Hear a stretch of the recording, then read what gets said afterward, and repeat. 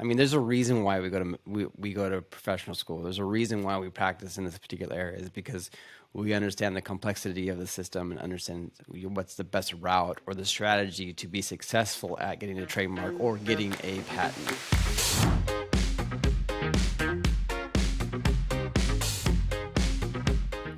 We're here with Chris Lyle, the founder and CEO of LawHustle, and we're talking a little bit about his journey as a lawyer and as an entrepreneur. Chris, what inspired you to become a lawyer, and how has your career evolved over the years? I had no intention of being a lawyer whatsoever. I went to undergrad. I had this great plan of going to medical school and becoming a doctor, and then I was like, I don't know if that's for me. And then I ended up going to get a master's in business administration after undergrad. And then I went into the working force. And through the course of that, working in the technology realm, we come across a few things that needed protection for certain things, right? So I had no intentions of being an attorney. I just realized that like if you had a science background and it was in the technology space and you went to law school, like you had this unique coupling of experience and education to become a patent attorney that not very many attorneys even have. So they were very high demand at that stage. So that kind of like prompted me to like do a career shift change in the middle of my career, go to law school at night. And the whole intention was just become a patent attorney. Like I'm going to go to law school. I'm going to take the patent bar. I'm going to take the bar exam in California and I'm going to become a patent attorney. And that's it. And that's essentially what I did over the course of, 4 years at night. Yeah.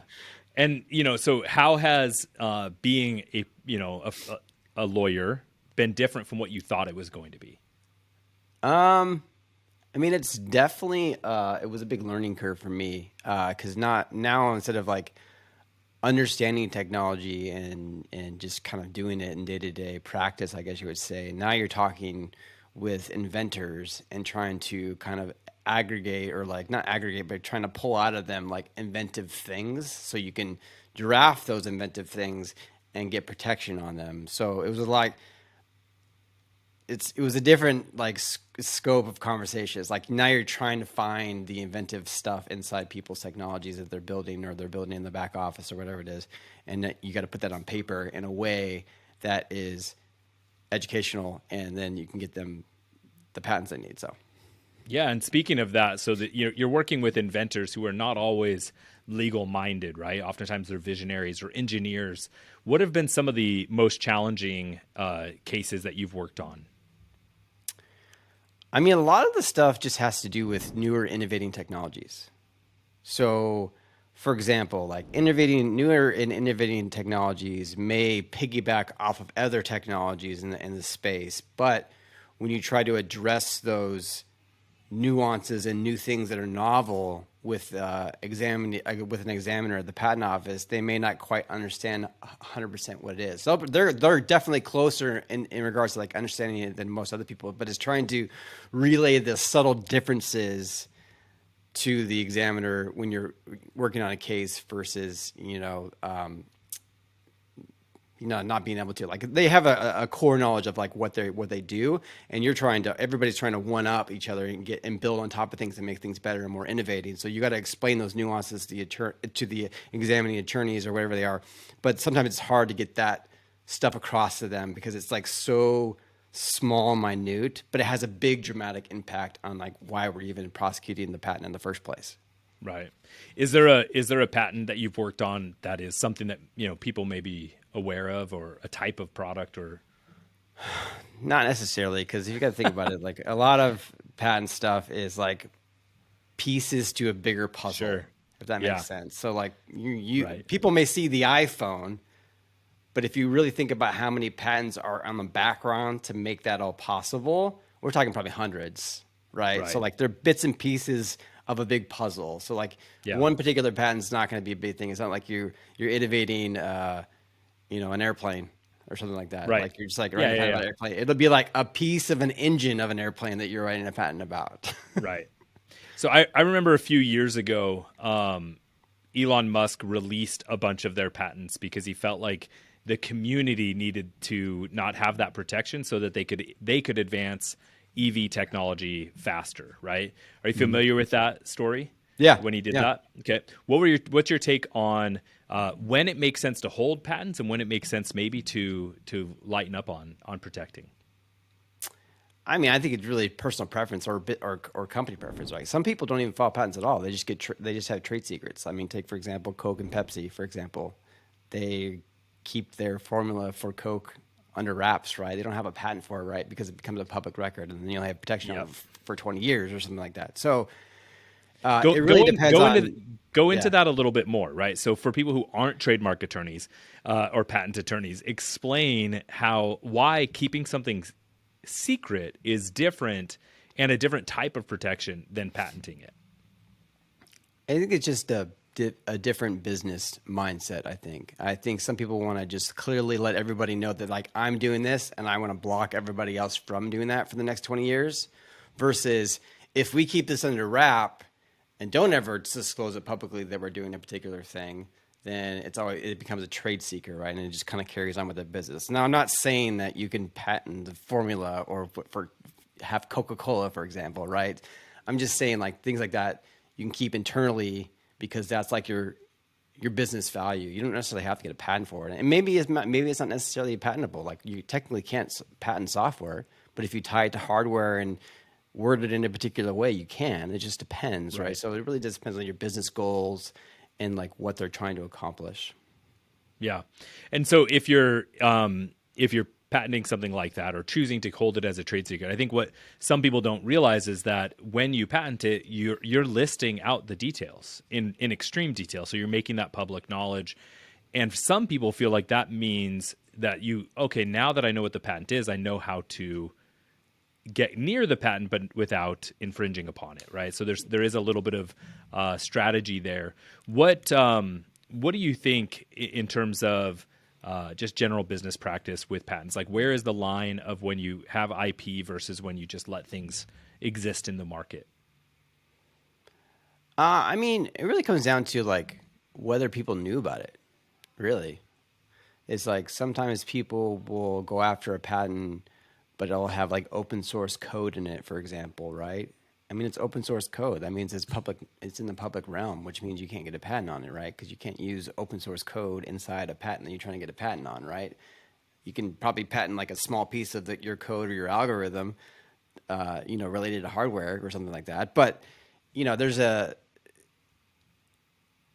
patent's a very specific thing. It's like people go, and Yeah. it's usually bigger corporations that go off very, very specific things. And I honestly think it's more of like a flex, really, honestly, to tell you the truth. It's like, look how many patents I have. Oh, That's sure. kind of what they do. And then there's smaller businesses don't necessarily need them because they use a lot of other tools that are open source or something like that. They don't really necessarily need to Right. get a patent for anything.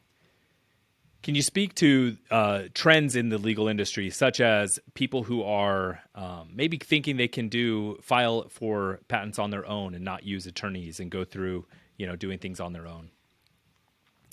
My words of wisdom for anybody who says that, like, I can just go to LegalZoom and I'm not saying anything bad about LegalZoom. I'm just saying, like, and I can file a trademark. I mean, Right. or I can go do this and I can file my own patent, right? No. I mean, there's a reason why we go to professional school. There's a reason why we practice in this particular area is because we understand the complexity of the system and understand what's the best route or the strategy to be successful at getting a trademark or getting a patent, right? So going to somebody else to have them do it, and maybe not a specialist in that particular field, is probably not necessarily a wise choice. I'm not saying you wouldn't be able to get one. You could be able to get one, but are you covering all the protection that you're trying to? The whole point of you to get it in the first place. Right. Yeah, there's a difference between being able to file something on your own and actually being awarded the patent, right? There's Oh a yeah. big difference there. So, can you speak to some of the misconceptions in the industry around IP? Yeah, I mean, people think they can just patent anything. Like, I have this idea, let's patent it. No, you can't patent ideas. It's got to be some sort of like innovating or novel thing that you can patent, right? And it can't be 100% software related. I mean, the patent office strictly prohibits, or the law strictly prohibits you from patenting software. Why? I don't know, because it's such a big thing now. But it's just the way the law has been written, I guess you would say. But I mean, I think having somebody in your court like an attorney helps in the long term, like Yeah. understanding what you can do and what you can't do, right? Like, Yeah.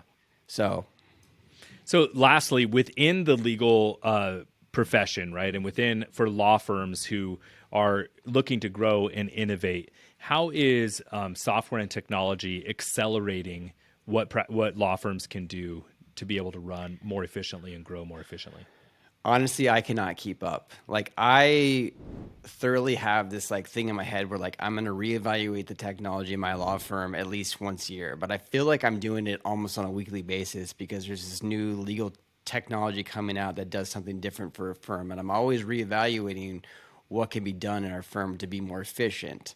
Now, this whole concept of AI right now is mind blowing, and I have some other projects in the work that are not quite released yet that we're integrating this stuff into it, and it's wild what you can do with it, and where the legal industry is going to go, or any industry in general with this technology is like. I'm not saying there's still going to be a lawyer. Like there's still going to be a need a lawyer brain because I've asked the system like, hey, can you provide me an argument for X Y Z? Right? It comes back with a bunch of nonsense that doesn't necessarily make sense and doesn't have any like case citations to Right. have precedent and stuff like that. But there's always going to be the legal mind that's going to be needed. But you can be able to get 80% closer to the end result quicker than what we used to do as attorneys all the time, like going to the library and looking at books or whatever we used to do before getting to this point in life. So it's going to be very quick researching time periods. It's going to be very quick, output of work on our end. But I also think long term, it's going to streamline the entire case process. So maybe the Supreme Court is only going to have to hear cases that actually make sense to the world or actually are truly conflicts versus having to hear things that just got misread or misinterpreted 5 times on the way up the chain to get to them. Absolutely. So, thank you so much. And for all of you listening or watching, please share this with an attorney who is looking to grow their practice.